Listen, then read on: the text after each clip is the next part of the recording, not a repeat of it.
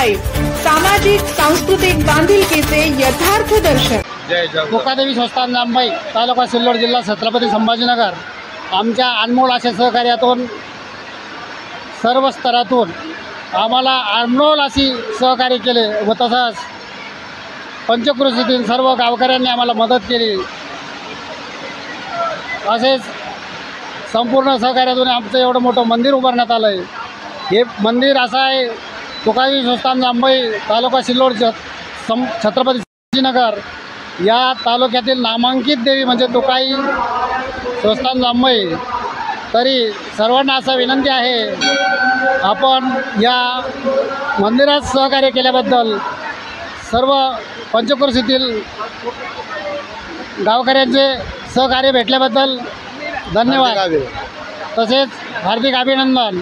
या तुकादेवी संस्थानची माहिती अशी आहे, पुरातन रामकालीन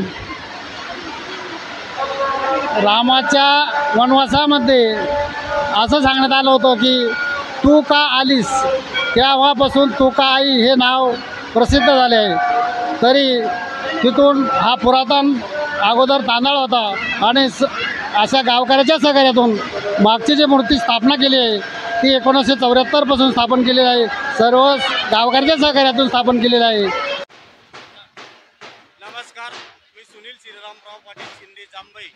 समस्त गावकऱ्याच्या वतीने येणाऱ्या सर्व भाविक भक्तांचे जांभई नगरीमध्ये सहर्ष असे स्वागत करतो। त्या गावातील हे मंदिर खूप पुरातत्व विभागातून येथे प्रस्थापित करण्यात आलेले आहे।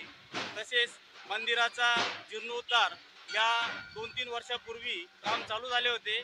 आमचे मंदिराची उंची 121 फूट, खाली तळापासून ते मंदिराच्या उंची याच्यापर्यंत कळसापर्यंत 121 फूट असे उंचीचे काम केलेलं आहे।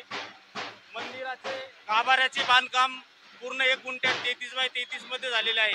त्यानंतर भव्य असा सभामंडप वरती पण आणि खाली पण दोन्ही स्तरावर सभामंडप बांधण्यात आलेला आहे। मंदिर बांधकामासाठी पंचक्रोशीतील सर्व गावकऱ्यांनी म्हणजे थोडक्यात सांगायचे म्हणजे संभाजीनगर जिल्ह्यातील सर्वच गावकऱ्यांनी यथाशक्ती दानाच्या स्वरूपातून भरपूर असे द्रव्य आम्हाला उपलब्ध करून दिले होते।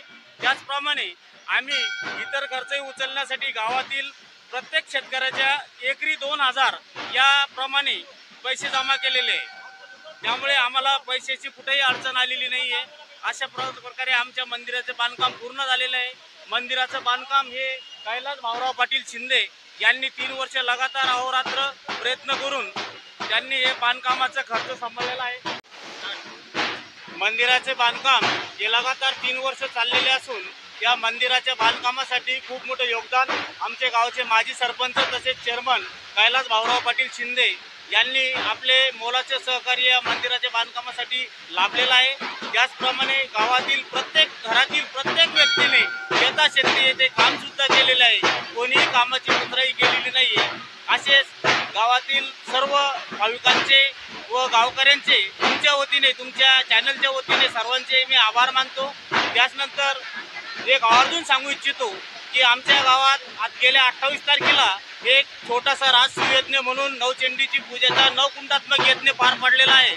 या यज्ञकुंडाच्या समाप्तीच्या दिवशी समस्त गावकऱ्यांनी एक अशी शपथ घेतलेली आहे की यानंतर देवीच्या कुठल्याही कार्यामध्ये बकऱ्याचा बळी दिला जाणार नाही। थोडक्यात म्हणजे कंदुरीचा कार्यक्रम आम्ही पूर्णतः बंद करण्यात आलेला आहे।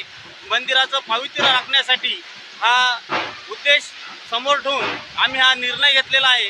त्या निर्णयाला सर्व भाविकांनी आज यात्रेनिमित्त भरपूर असा प्रतिसाद दिलेला आहे। प्रत्येक भाविकांनी जिवंत बोकड्या मंदिरासाठी दान करण्यात आलेला आहे। कोणी कंदुरीचा खर्च वगळता हा खर्च देवीच्या मंदिराच्या बांधकामासाठी आज इथं दान म्हणून दिलेला आहे। त्या भाविकांचेही मी गावकऱ्यांच्या वतीने सहर्ष असे स्वागत करतो। यात्रेचे नियोजन म्हटलं म्हणजे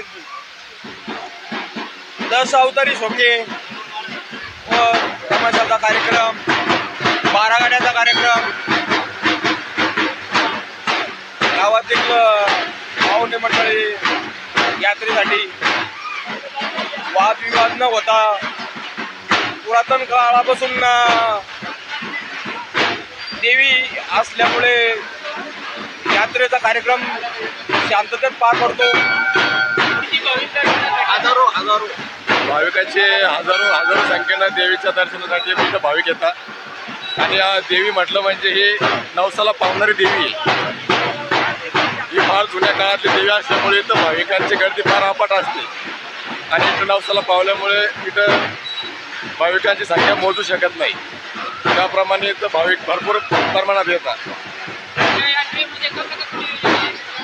नियोजन गावकऱ्यांच्या नियोजनाने म्हटलं तर येणारी बाहेरगावची दुकाने आणि 4 वाजता बारा गाडीनंतर सोंगेनंतर तमाशे आणि भरपूर अशा याच्यामध्ये नियोजन केलेलं असतं गावकऱ्यांनी। सांडू पवार राहणार भांगसीमाता गड तालुका जिल्हा संभाजीनगर इथं देवीच्या दर्शनासाठी आलेलो आहे।